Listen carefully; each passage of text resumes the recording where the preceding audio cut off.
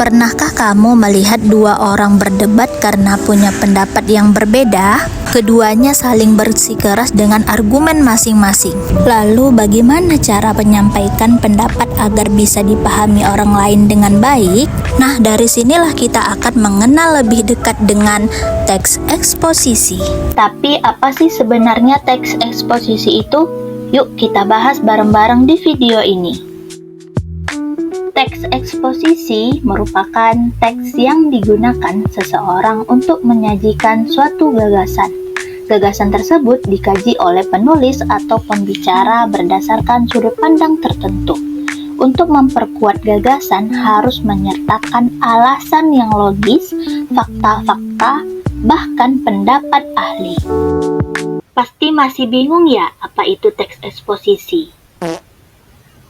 Nah, biar lebih jelas lagi, teks eksposisi adalah teks yang menyampaikan gagasan atau pendapat yang berisi sebuah informasi dan pengetahuan dengan didukung oleh alasan logis, fakta, dan pendapat ahli.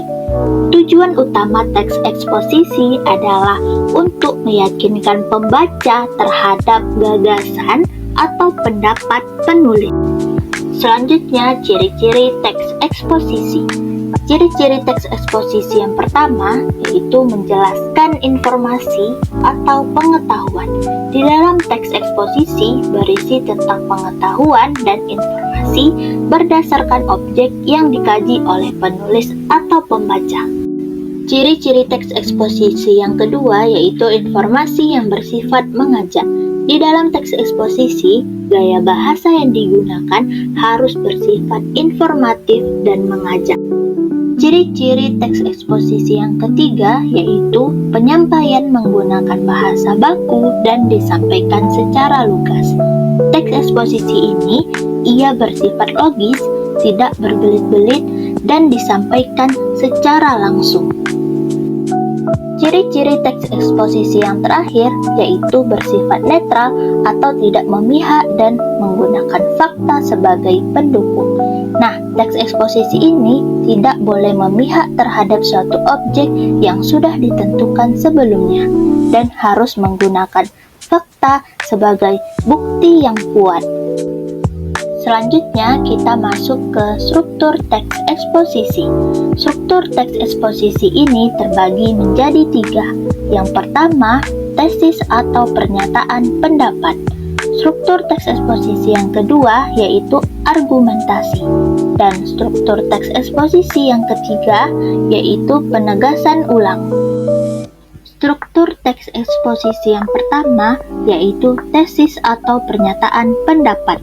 Tesis ini adalah bagian pembuka yang berupa pendapat umum yang disampaikan oleh penulis. Contohnya, membaca buku merupakan kegiatan yang bermanfaat bagi semua orang. Struktur teks eksposisi yang kedua yaitu argumentasi. Argumentasi merupakan unsur penjelas untuk mendukung tesis yang disampaikan. Argumentasi dapat berupa alasan yang logis, fakta-fakta, bahkan pernyataan para ahli.